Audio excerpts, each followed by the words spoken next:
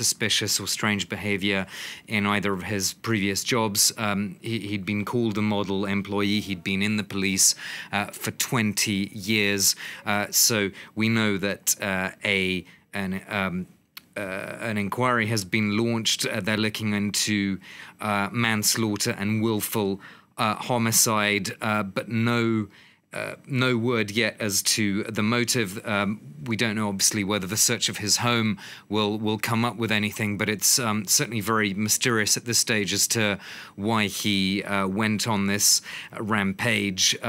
So, yeah, not really much more that we're learning, frankly, from those two little short press conferences than what we heard from the Paris Police Union chief in the Paris region a little bit earlier, and from other sources that have been talking to our reporter there. So we'll have to see with this house search whether anything is substantiated in terms of some sort of sudden moment of madness, as it was described earlier today, or what other motive there might have been. And I'm not sure if I missed it, but I didn't hear any mention about the murder weapon there, did you? No, I don't think there was anything, and also no mention of any potential link with terrorism either, as far as I could hear. No, they're not. They're not going to pin down a motive yet, are they? They say they're going to wait until further investigations.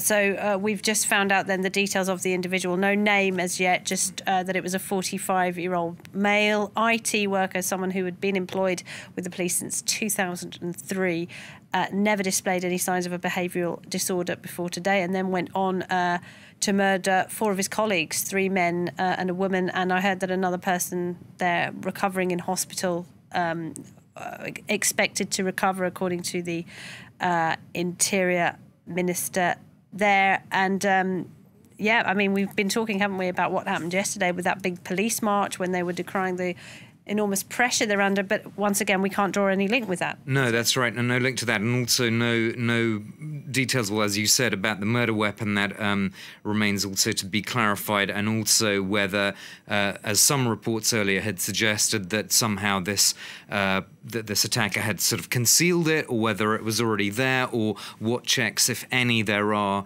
on existing employees. Obviously, someone with a badge can go in and out more easily than a member of the general public.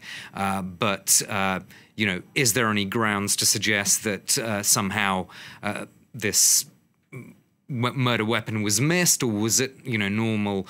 I mean, presumably his, the colleagues believed that as there was no any display of strange behaviour, that there was no reason to kind of check on this man any more than there would be on anyone else who has a police badge going into the building.